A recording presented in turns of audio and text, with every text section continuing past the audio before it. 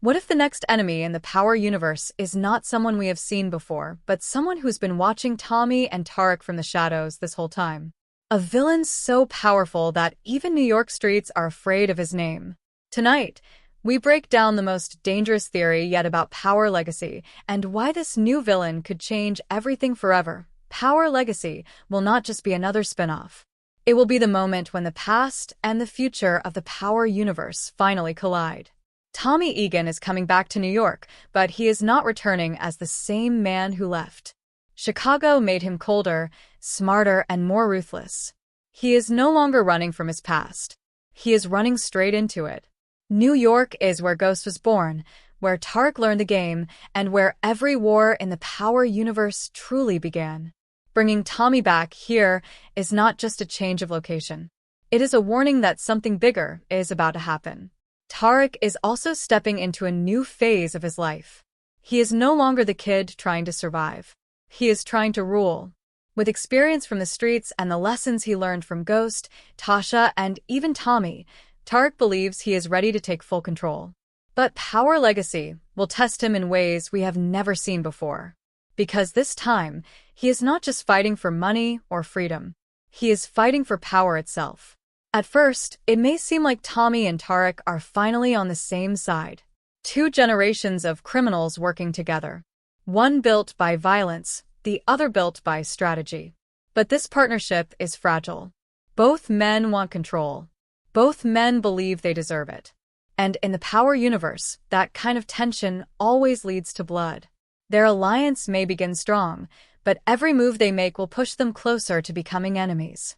Now here is where the real danger begins. Power Legacy is expected to introduce a new villain who is not like the others. Not a loud gangster. Not a wild drug lord. This villain will be quiet, patient, and highly organized. Someone who does not rush into war, but plans it carefully. The theory is that this new enemy will come from an international crime network, possibly connected to an Asian mafia syndicate. Unlike previous villains who ruled only a few blocks, this villain controls routes, ports, and money across countries. That means Tommy and Tariq will not just be fighting for New York. They will be fighting against a global operation. This villain will not attack directly at first. Instead, he will take over territory silently, disrupting supply lines, turning allies into traitors, making Tommy and Tariq question everyone around them. And the scariest part is this: he will not care about street rules or loyalty. He will only care about control. Another dangerous theory suggests that this villain already knows who Tommy and Tariq are.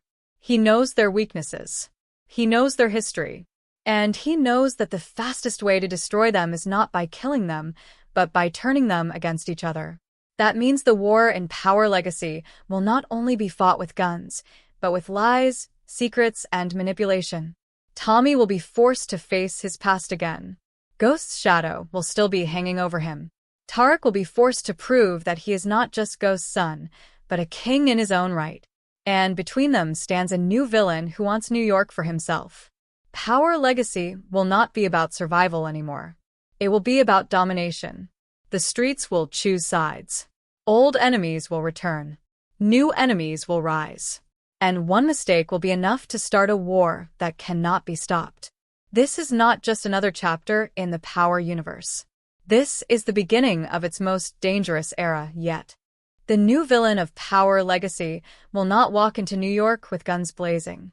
He will walk in with money, information, and patience.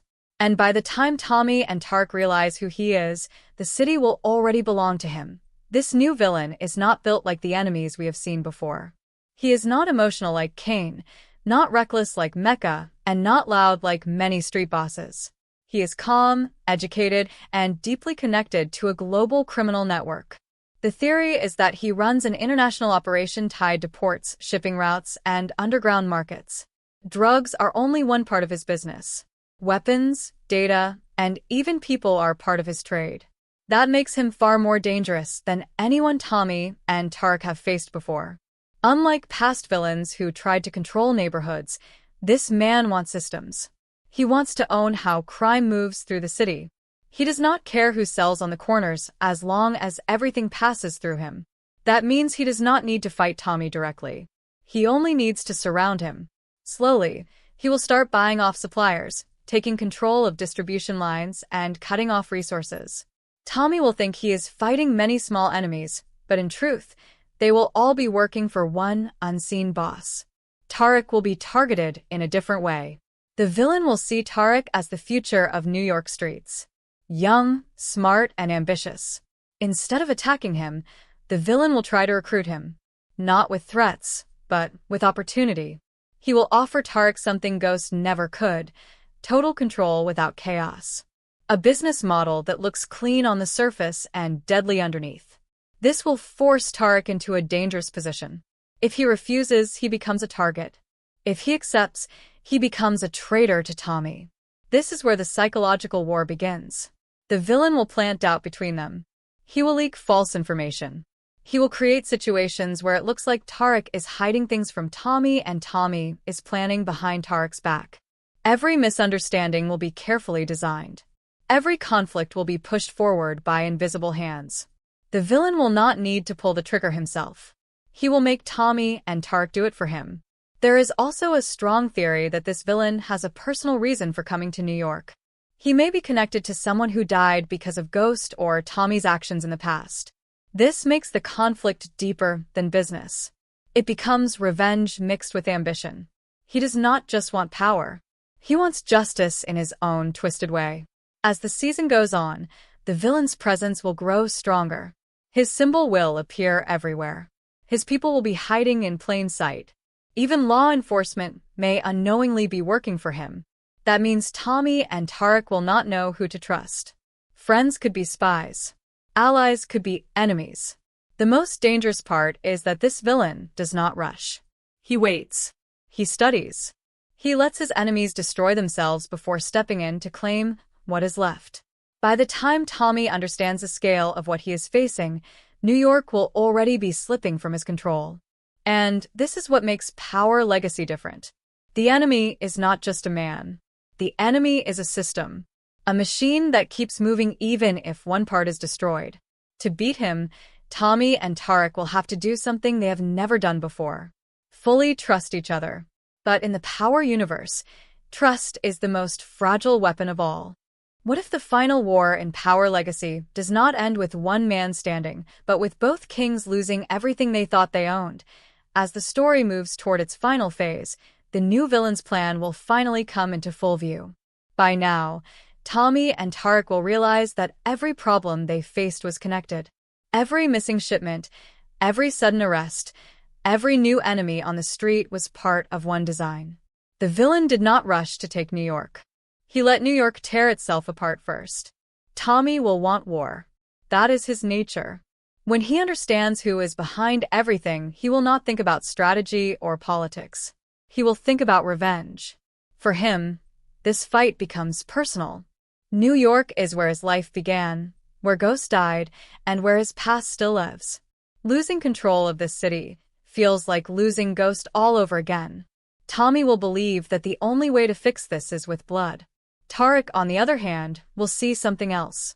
He will see a future slipping away. Unlike Tommy, Tariq does not want to rule through fear alone. He wants order. He wants power without chaos. And when the villain offers him a deal to take over part of the system instead of destroying it, Tariq will face the hardest decision of his life. Stay loyal to Tommy, or secure his own throne. This is where the biggest betrayal theory comes in. Many believe Tariq will pretend to work with the villain, just to learn his secrets. But the danger is that pretending for too long can become real. The more Tariq plays this role, the more he will start to understand the villain's logic. Control through structure. Crime without emotion. Power without family. And slowly, Tariq may begin to look more like the enemy than the hero. Tommy will feel this change. He will sense distance. Missed calls. Hidden moves.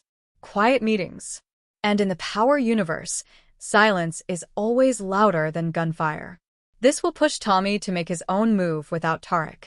A move that could start the war too early. When the war finally begins, it will not look like past Power wars. It will not be loud at first. It will be surgical. Key players will disappear. Major dealers will switch sides overnight. Police pressure will increase on Tommy's people while the villain's operation stays clean. It will look like the city itself is choosing a new ruler. In the middle of all this, the truth will come out. The villain will reveal that he never planned to share power with Tariq. He only wanted him to break Tommy from the inside. And once that job is done, Tariq will be just another problem to remove. This is the moment where Tommy and Tariq must finally choose each other or lose everything.